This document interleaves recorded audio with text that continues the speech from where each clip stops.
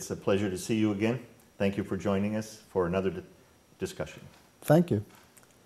Today we want to explore the health message. And I wanted to start with a question. Why is it that the health message is such a fundamental cornerstone to your evangelism work? Well, if you want to have a healthy mind, you must have a healthy body. And what you put into your body affects every organ and also affects your mind and your clarity of thought and your alertness. And all of these things contribute. And so we need to know what we put into our bodies. It's often said that you are what you eat. Do you believe that? To an extent, yes. You do come with some genetic baggage along the road, but there certainly is something you can do about it, even in the worst cases, even in old age. There are just amazing things that happen when you change to a healthier lifestyle. I've had people well in their 80s change their lifestyle, and such improvements that they even walked out of old age homes and went back to their normal living in their apartments.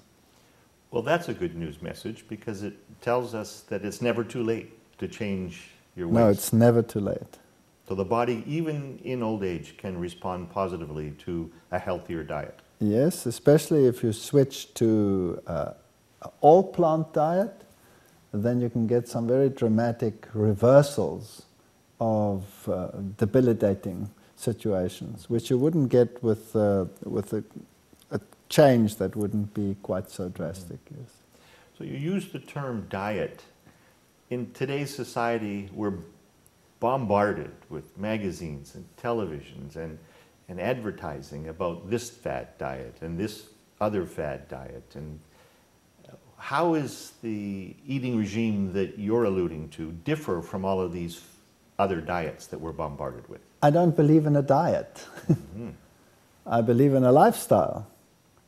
Because a diet is transitory. You have a fad, you are overweight, you go on a diet, you want to lose some weight, and you can't wait to get off it to get back to normal, so you can go round and rotund again and then go back on your diet.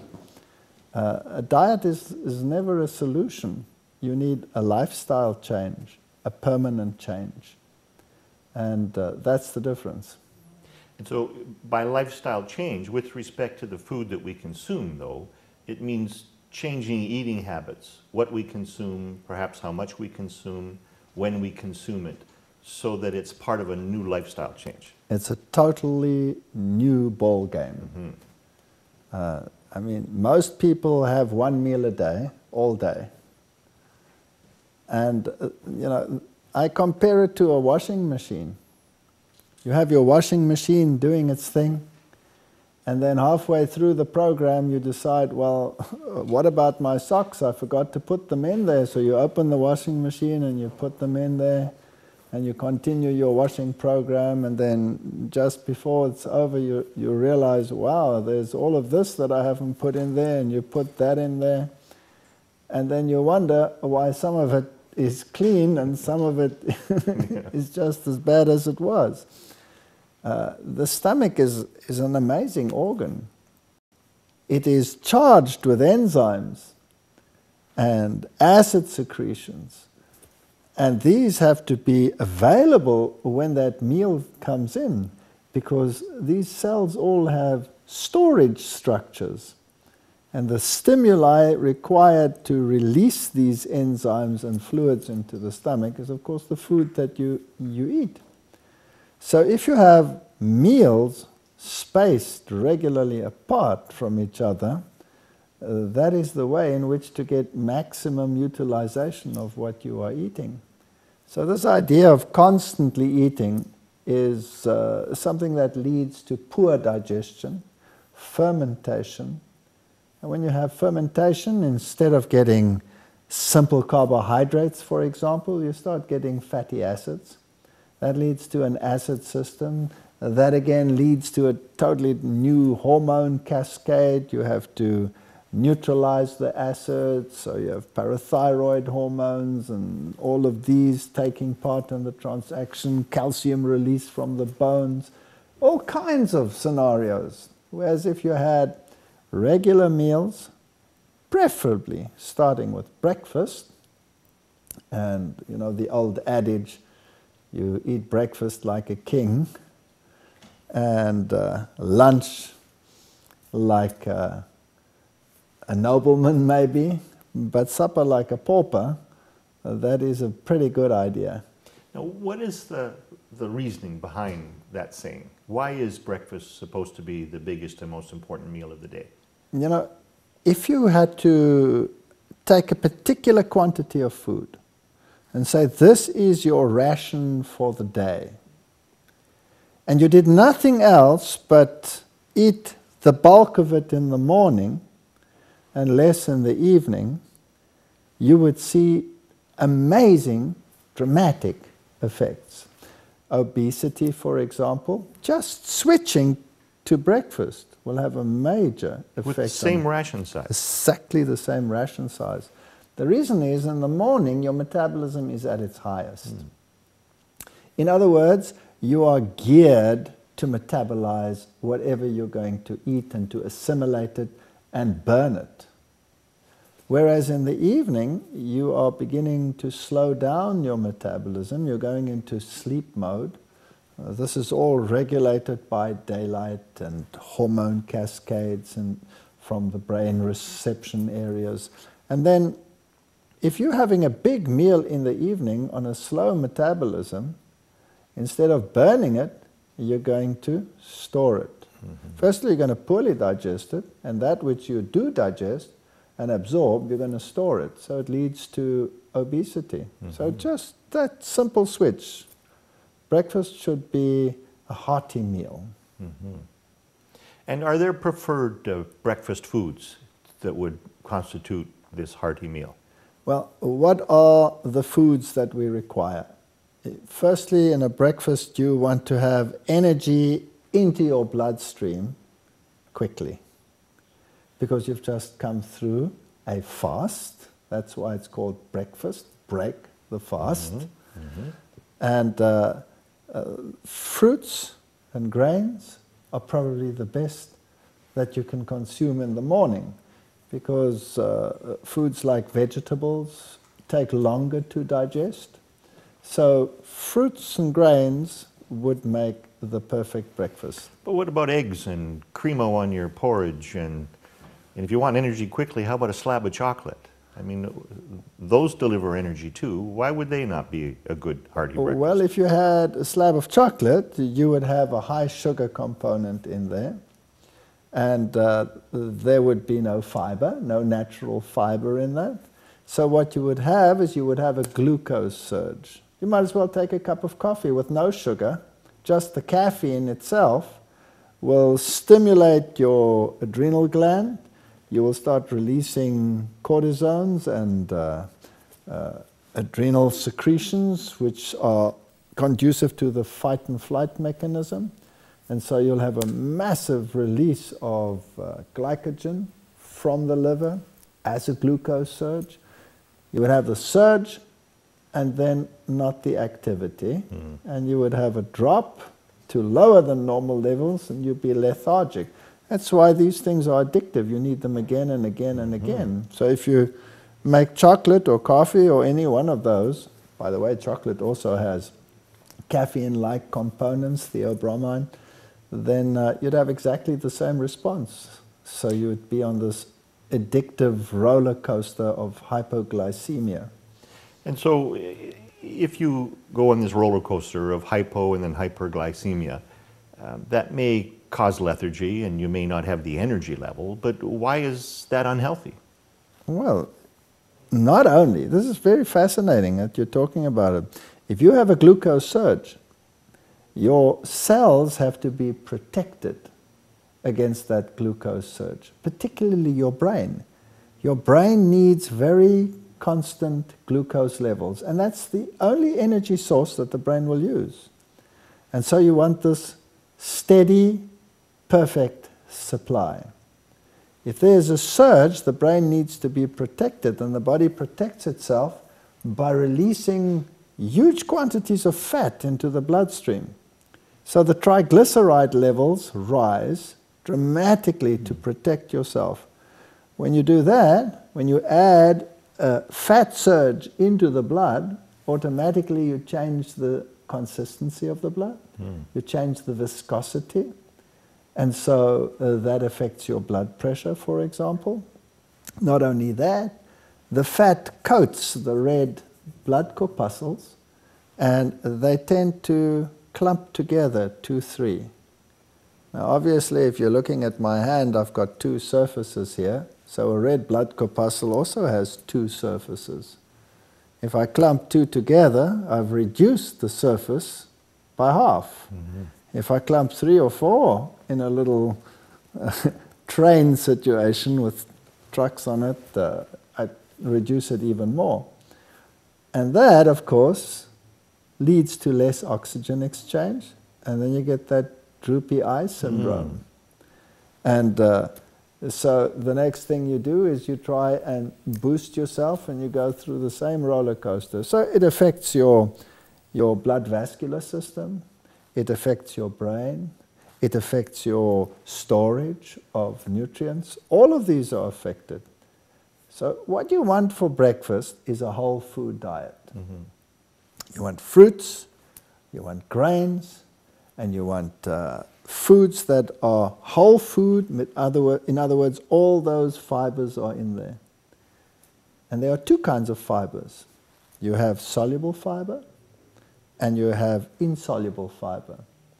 Now the insoluble one, well, that helps with the consistency of the food as it passes through the intestine, and helps you not to be constipated and all of those issues. But the soluble one is very important, because the soluble one clings to sugar.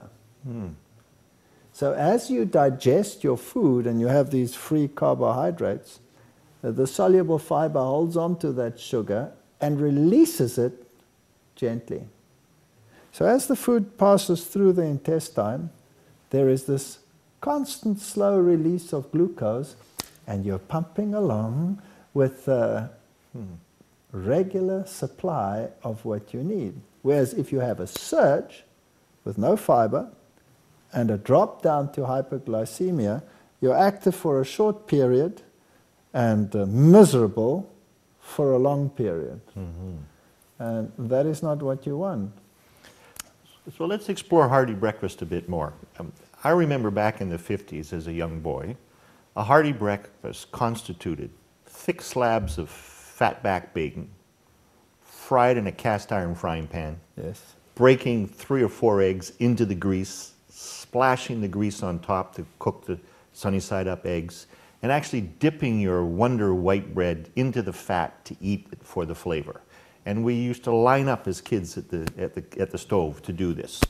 Now, I'm fortunate to have made it as far as I have when I look at the medical knowledge we have now about that kind of a diet. But still, from my experience, from my perspective, that didn't seem to hurt me as a child. I grew up a normal childhood, and here I am in old age now. So what's wrong with that kind of hearty breakfast? I'm sure at some stage in your life you got it back with interest. Because that's what happens. You know, we have this notion, and society is steeped with it. Where do I get my proteins? I need protein. We're protein fanatics. And if there is a meal, nobody asks, hello, what vegetables are we having this evening? You know, what are we having for supper? Oh, we're having, you know, carrots and, come on, what are we having for supper? You know, we're having chicken or this or that.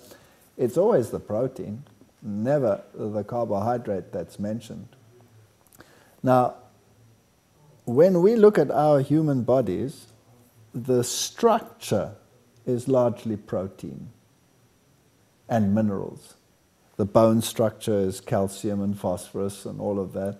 But the structure, the musculature and all of that is protein. So we have this notion, since I consist of protein, therefore I must eat a lot of protein.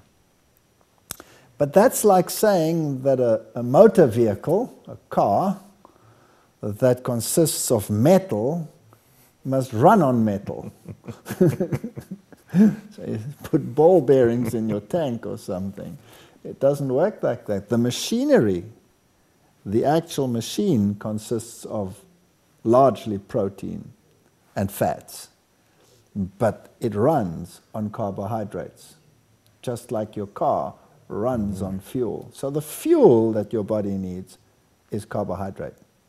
But isn't it true that the basic food groups include protein and that we require protein in our diet? Yes, but you know, in the old days they used to have the standard plate divided into 4, and everything had to be sort of in equal quantities.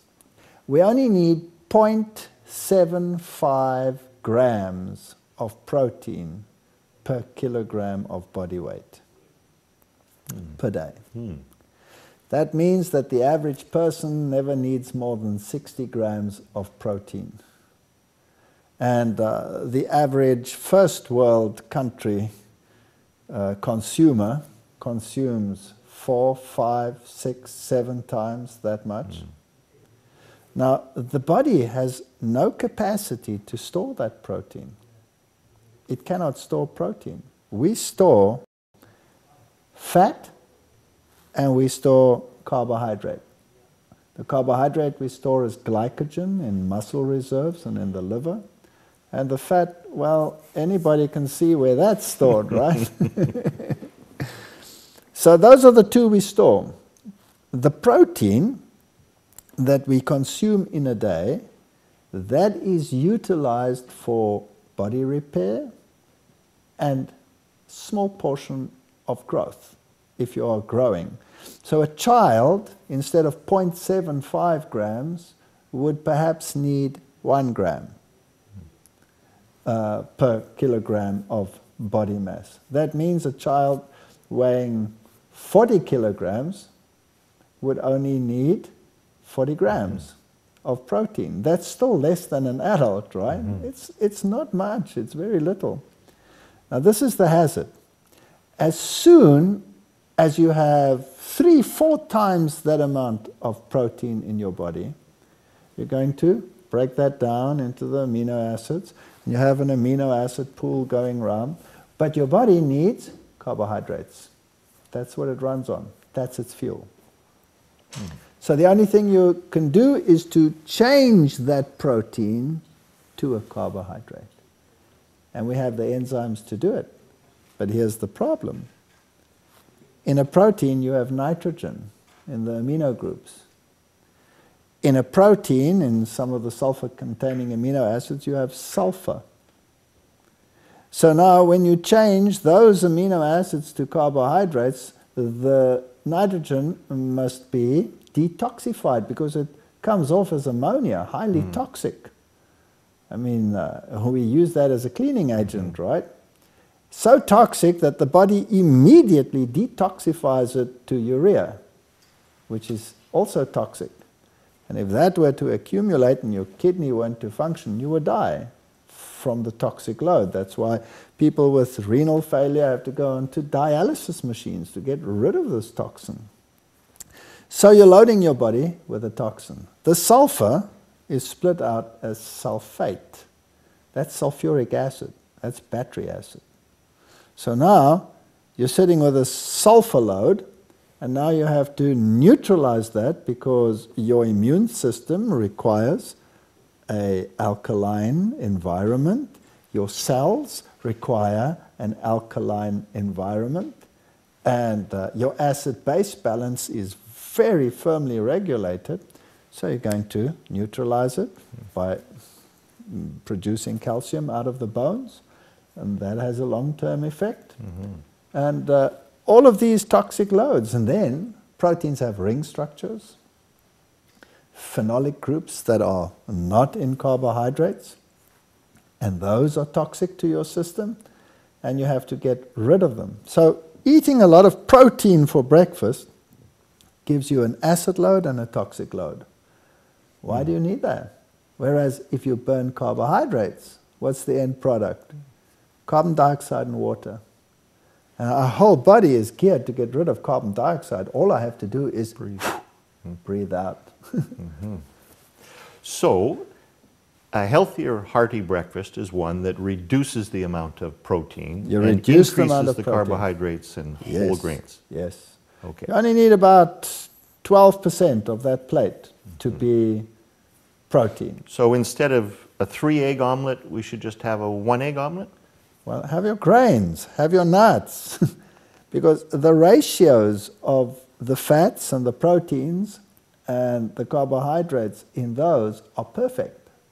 But besides that, the amino acid mix in those is perfect. Compared to the egg? Compared to the egg, yes. So you're suggesting that animal protein is a less desirable source of protein than what you get from grains? We did a lot of research. I had a lot of graduate students, and we had a research team working on a comparison between plant protein versus animal protein. And it doesn't matter what parameter we tested. If they had the plant protein, they were always streets off, better off than those who had the plant protein, and then those that had the animal protein. And the interesting thing is, immunocapacity was tremendously boosted. Energy levels were better.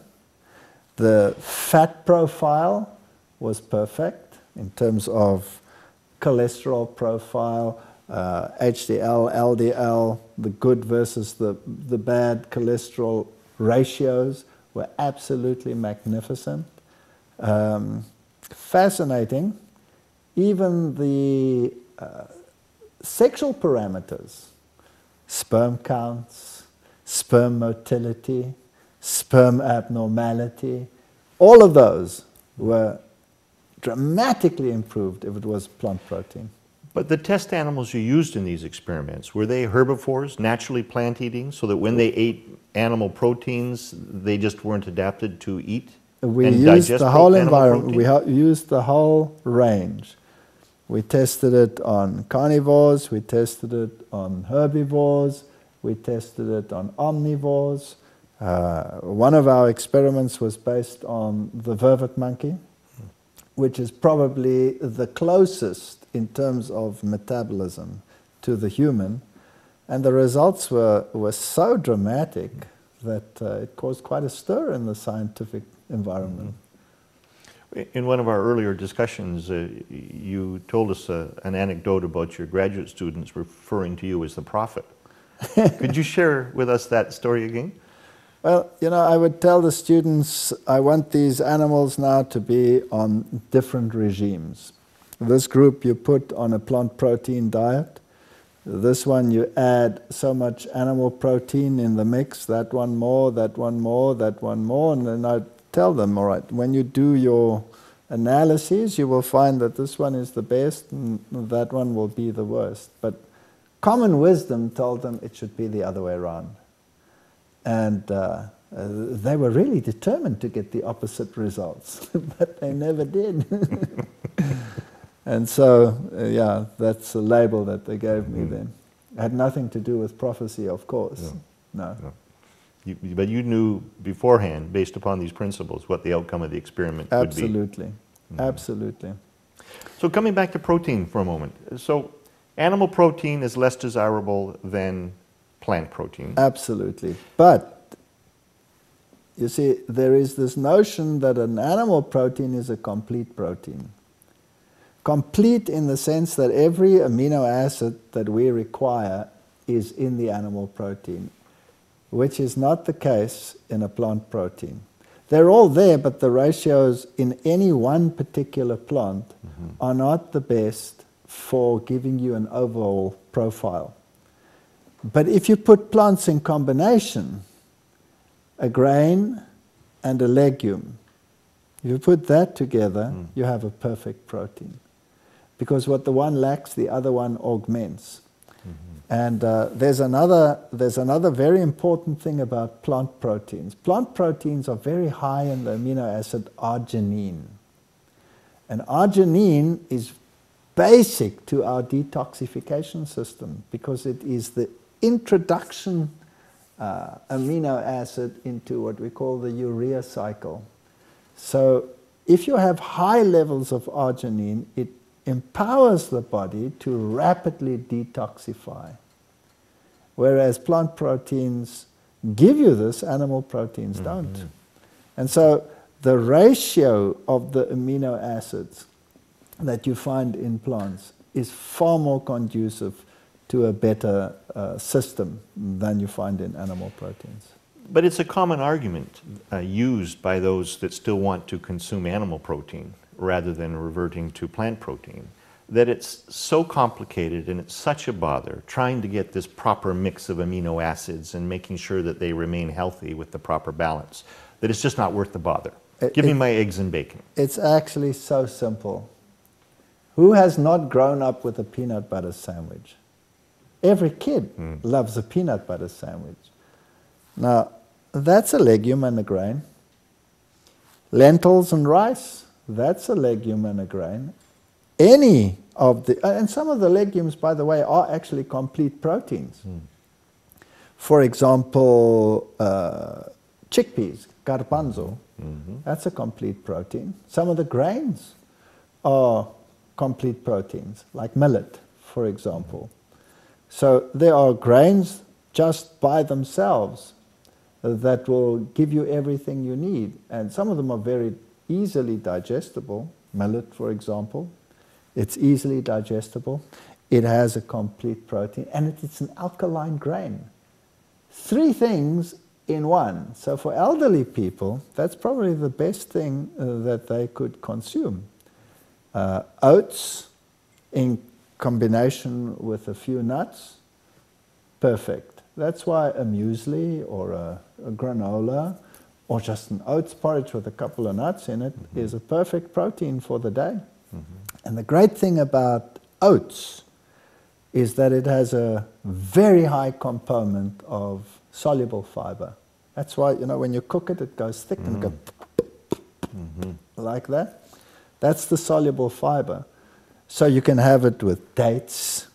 Have you noticed that a date is tacky?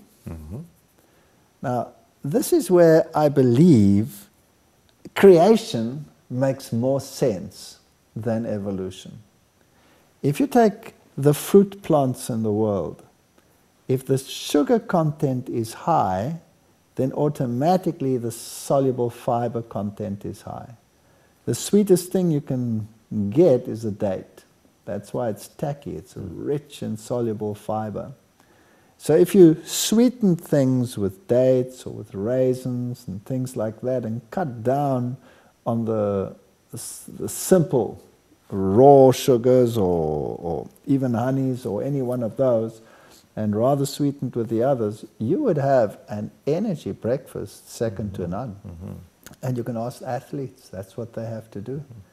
I mean, in the old days, you had your bacon and egg breakfast and you tried to run a marathon, and then you'd have some guy who had oats and a banana for breakfast, and you wonder why you're left so far behind.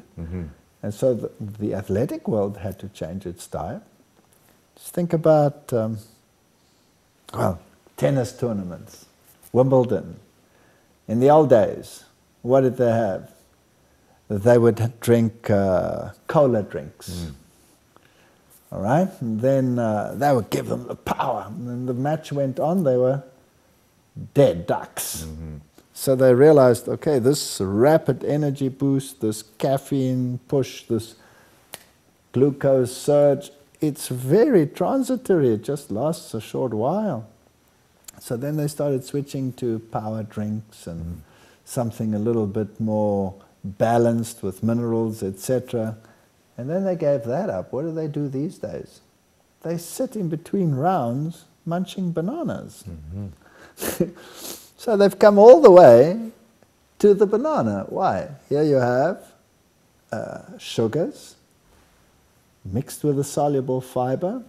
You have the gradual, slow release, rapidly goes into the bloodstream, but at a controlled rate. And you have that energy to carry on with what you're doing.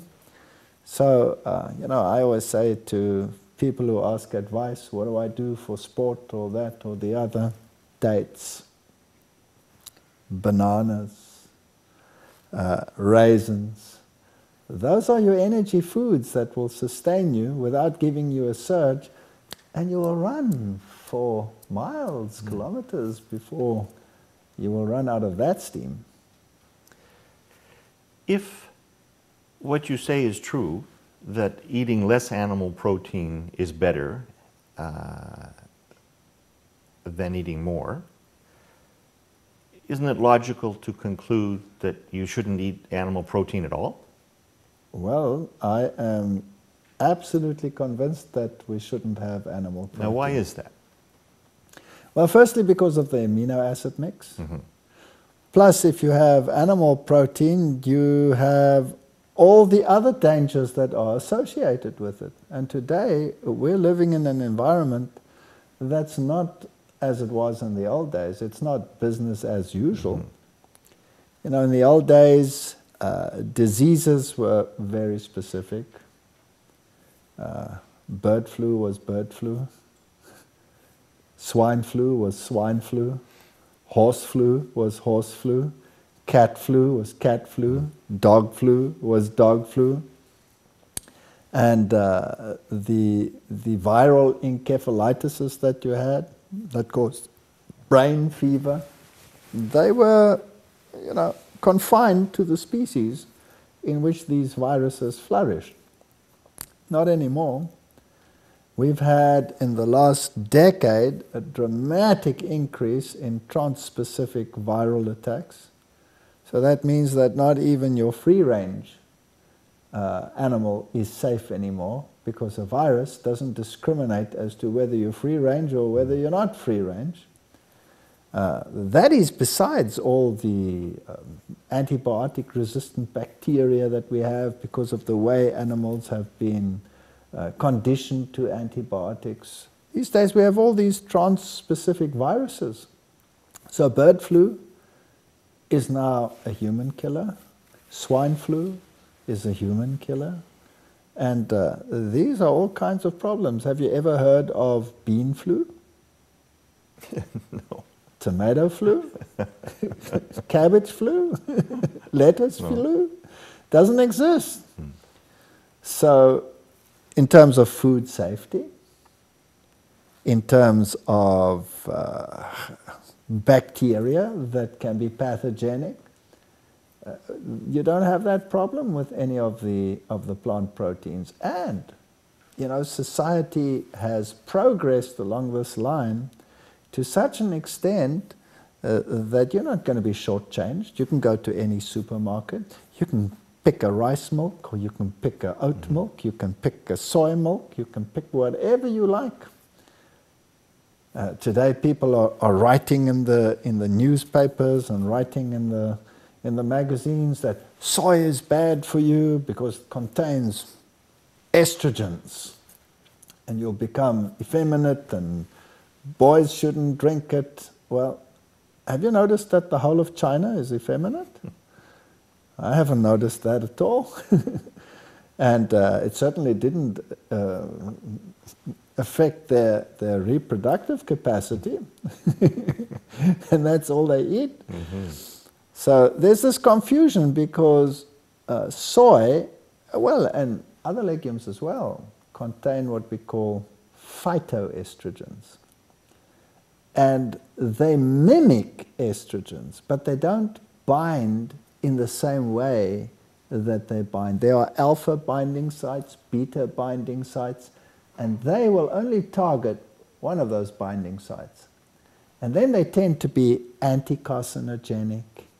They tend to be positive in every single parameter, because there's always a balance that we need in any body, and there's always an anabolism and a catabolism, a building up and a breaking down, a positive effect and a negative effect, what we call a push-pull mechanism, and that keeps everything at a constant level.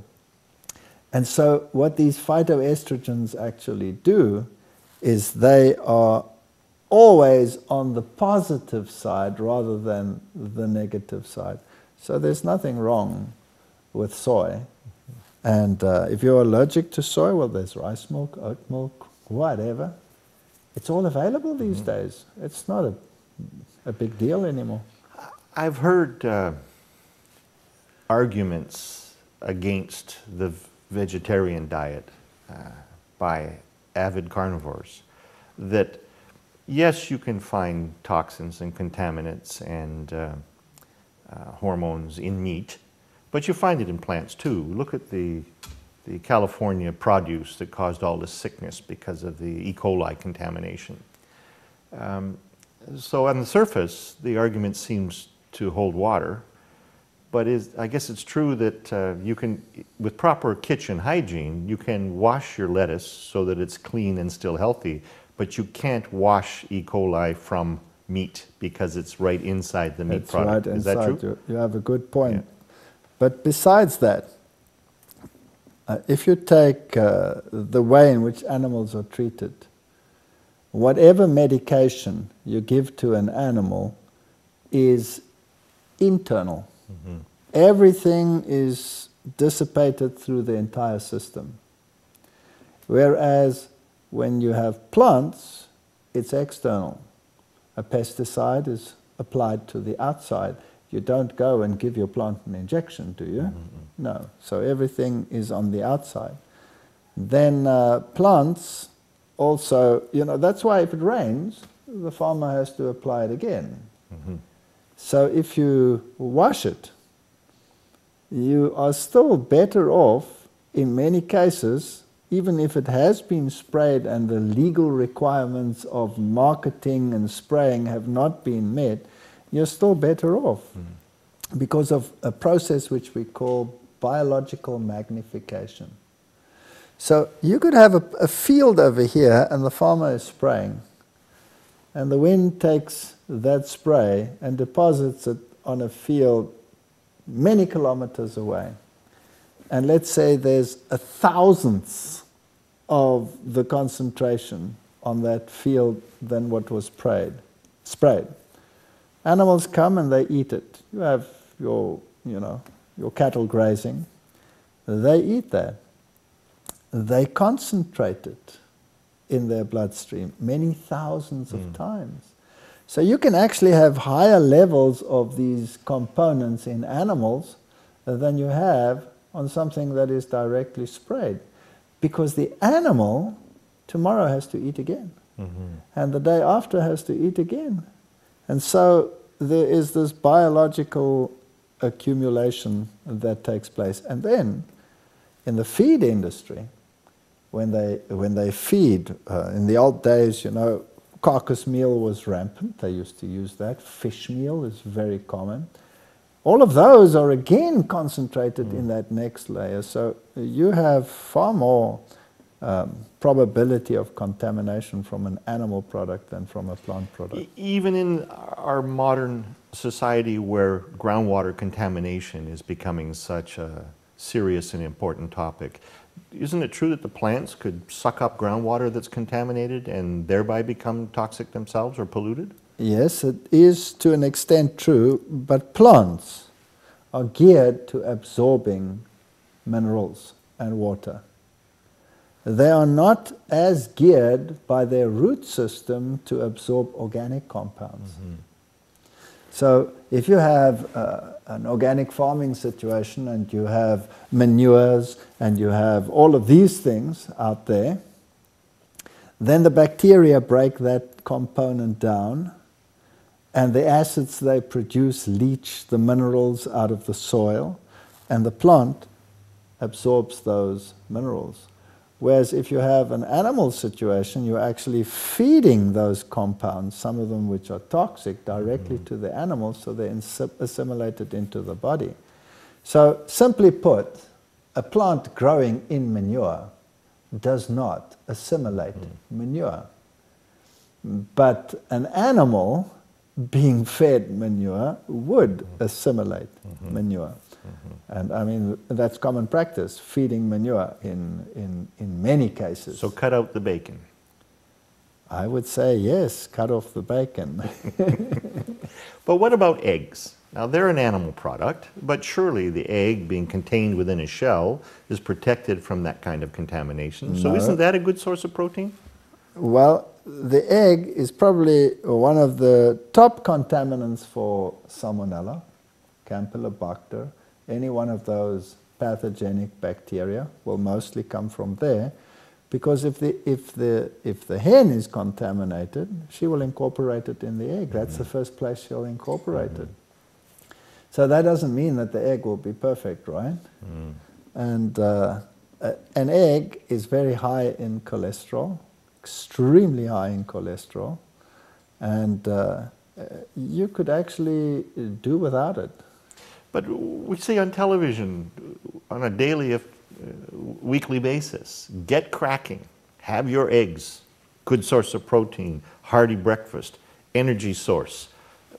You're suggesting that perhaps that advertising is a little off the mark. I am not only suggesting, I'm saying. You're saying it explicitly. I'm saying high protein, number one, high fat, high cholesterol. All of those components are in there. Is that how you want to start your day? And if you think how many hidden eggs there are in foods, if you take pastries and cakes and all of those components, then you will have a lot of that around. Whereas if you have grains, if you have fruits for breakfast, nuts, then what are you getting? Are you getting a saturated fat, or are you getting plant fats? And nuts mainly are high monounsaturated, and then some polyunsaturated, but always packed with antioxidants. Animal protein and fat combinations, not packed with antioxidants. So you have free radical formation, and this type of diet is then associated with colon cancer, pancreas problems. High-fat diets are associated with diabetes, colon cancer, breast cancer, ovarian cancer. Those are the fat-induced cancers. It's not the way you would want to start your day. So let's see, we've eliminated bacon and we've eliminated eggs. What about milk? The arguments and the wisdom, conventional wisdom is it's a good source of calcium, it's a source of energy, it constitutes an important element in a hearty breakfast. You really want to go there? I think we should, because there's so many people that still think that milk is an important component to a good diet. Yes, that is to me incredible. We've done a lot of research on milk. And many, many scientific institutes all over the world, I'm talking about the best institutes on the planet, have changed that view of late. Milk is something that is for pre-weaned animals and humans. And it's pretty species specific. If you take the requirements of the protein and carbohydrate and fat mix in a particular milk, every single species is different. And if it's also directly related to the growth rate and the development of the organism. So cow's milk has more than 3 times as much casein, which is the protein, than human milk. So the ratio fat to protein favors the protein in cow's milk, and that's why cows have rapid growth. And you know, they don't have to pass mathematics tests or be interested in calculus or philosophy or anything like that. Whereas humans have to develop the nervous system, and that requires a total different ratio of foods. And so for young children, human milk is definitely the best. And after human milk, which is geared for the brain development, you know that they've found that there's a dramatic difference between children that are raised on mother's milk and cow's milk in terms of the development of the brain, even IQ, all of those issues. So milk is something that is species specific, and cow's milk is for cows, human milk is for humans, but when an animal is weaned, it doesn't get any milk. You don't see any other animal trying to get its calcium needs satisfied by running after another animal's udder, do you? And ask yourself, where do the strongest animals on the planet that never get milk, like an elephant, where does that get its calcium needs for those massive bones that it has? Surely not from the grass, which has a mere 300 milligrams of calcium available per unit, compared to, let's say, over 1,800 for dairy. And this calcium is the number one thing that they will tell you why you need the dairy. You need the calcium. But because you're getting this high protein load, and the protein that is inside the dairy actually causes calcium loss. No, excuse me a minute, though. How can consuming a calcium-rich food product cause calcium loss? Calcium to decrease in the body? It's counterintuitive. It sounds illogical. You would think that getting this calcium into your system will favor the calcium going into the bones rather than coming out of the bones. But the body has only one response to acid load, and that is the hormone cascade of releasing parathyroid hormone, and that parathyroid hormone pushes calcium out of the bone into the blood. So if you're getting this protein casein, which is rich in the sulfur-containing amino acids, and you start metabolizing them, you might have a lot of calcium in that diet, and logically you would say that would favor calcium being deposited in the bone. But your body first has to respond to that sulfur load, and the only mechanism it has, it cannot produce the carbonate from the calcium that you're eating, so its natural response is to release it from the bone. And so you have... To neutralize the acid created by the sulfur from That's correct. And so if you had to take a small amount of calcium, like African women, they get about 300 and something milligrams of calcium per day, as opposed to 1,800 milligrams for the average American woman, for example. Much less. They don't have osteoporosis. They don't have decalcification. And they don't have the calcium deposition, which causes the joint pains and the guts and all of those. Because if your body has this calcium load, but the hormone cascade actually pumps more calcium into the blood from the bones, then that calcium must be removed. And the kidney only has a certain capacity. And so what happens, it's deposited. And it crystallizes in the joints. And that's what causes the deterioration and the pain, particularly when you get older. bone spurs and osteophytes. That's right. And things. So getting your calcium from dark greens is the best way to get it. Because firstly, those dark greens are all alkaline. And so when you consume them, the calcium that is absorbed with that food has only one way to go, into the bone, with no concomitant release from the bone. So you are better off with a lower calcium intake from green foods than with a high calcium intake from milk. So these facts are supported by empirical scientific research? Absolutely. Published research? Absolutely. And you indicated earlier in your comments that there are an increasing number of scientific research organizations that are conducting these studies and coming to this understanding. Absolutely. If that's the case, why is it that we still have the conventional wisdom taught to us by government, taught to us by schools in terms of the food groups, certainly communicated to us through magazines and advertising, that we should be consuming a lot of milk, eating a lot of eggs. There's a disconnect there. I've come to the conclusion that you can speak until you're blue in the face. It doesn't seem as if this message is going through. Because your plate is holy.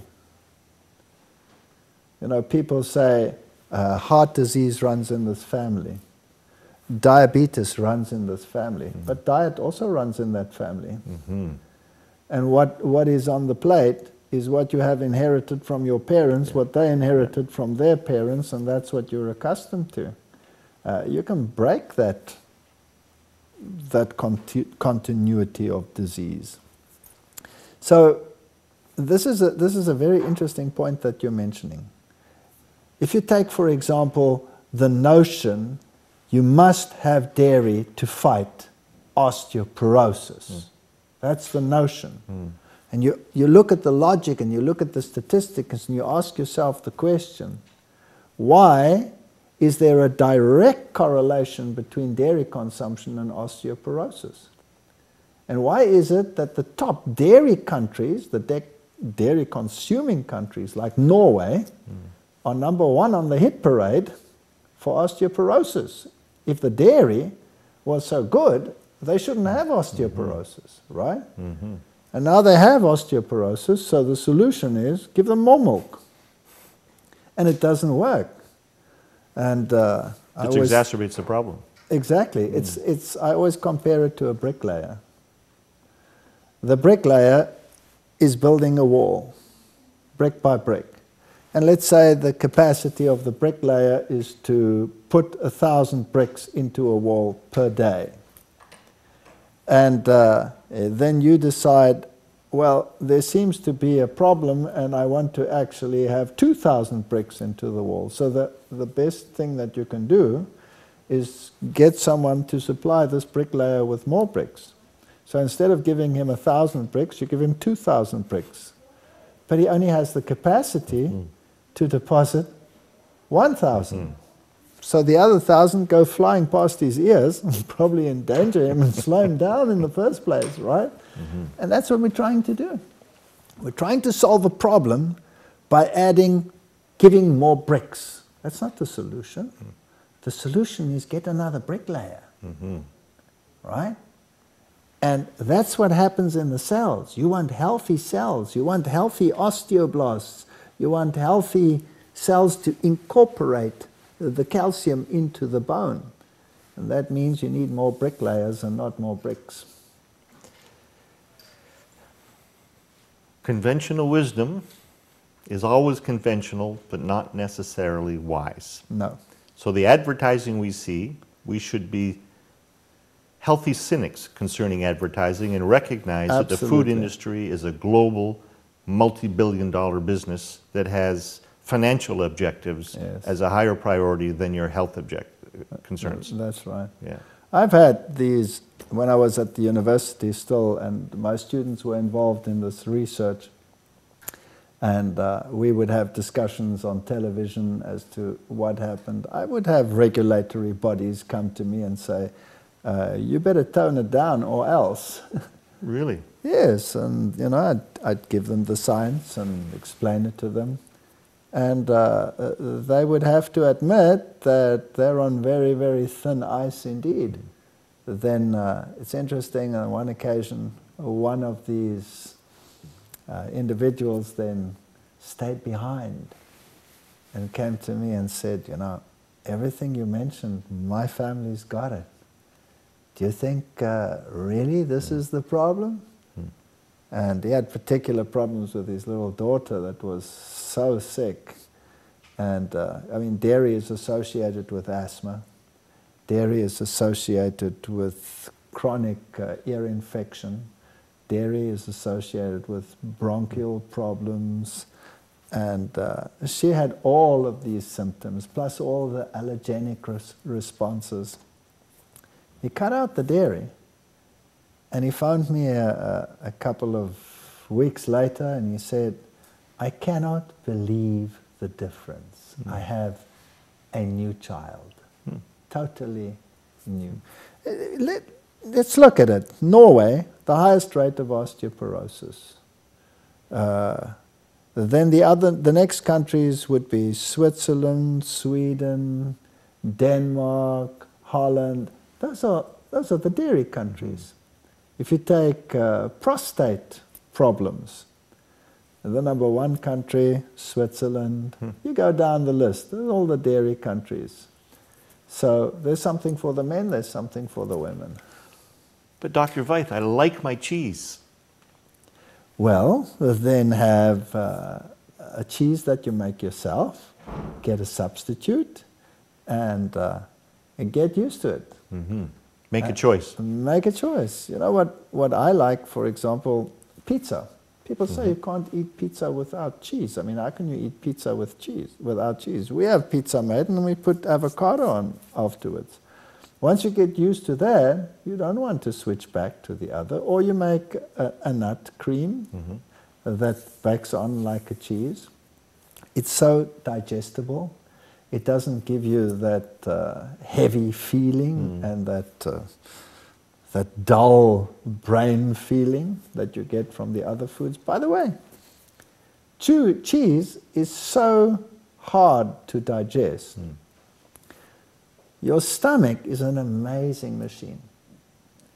As your stomach digests food, it sends through samples through the pyloric sphincter into your duodenum. And in your duodenum there are receptors that measure the protein digestion. And if it is not complete, then it sends a signal and it shuts off the pylorus, right? So if you have cheese in your stomach, the food stays in your stomach much longer than if you have fruits. People say, I eat fruits, it doesn't satisfy me. I eat fruits and grains, I don't feel satisfied. Well, a feeling of satiety is probably the worst parameter to measure your diet by. Because you don't absorb anything in your stomach. This is just the place where the digestion takes place. You absorb in your intestine. In other words, you start absorbing once your stomach is empty. So if you feel satisfied, it means your stomach feels full, but you're not getting anything. So if you put a piece of cheese into your stomach, your food can stay there for more than 10 hours. Whereas if you had grains and fruits and those things for breakfast, 2 to 3 hours, that energy is available to you. And you're running, you're cooking, you're on your way. Whereas the other guy is sitting there, and if he's had cheese, 10 hours and longer, there it sits, nothing available to you. No wonder it's problematic. So we started off the discussion about just exploring the risks and the dangers associated with animal protein, talking about reducing the amount of animal protein. We got to the point where, in fact, no animal protein is better than less animal protein. Yes. And that included milk and cheese and eggs. Yes. So it seems to me like we've reached a conclusion that it's not a vegetarian diet that one should be aspiring to follow, but a whole lifestyle change to a vegan diet. And on that topic, I think we should take a break and then resume our discussion after the break about what really constitutes a vegan diet and how we can embrace that lifestyle change. Perhaps I could just say, when I was at the university, the people knew that I'd changed to a vegan diet. And they had no idea as to what constitutes a vegan diet. No idea. They think that's what it consists of and you've become a rabbit. But we'll talk about that later. Very good. Thank you.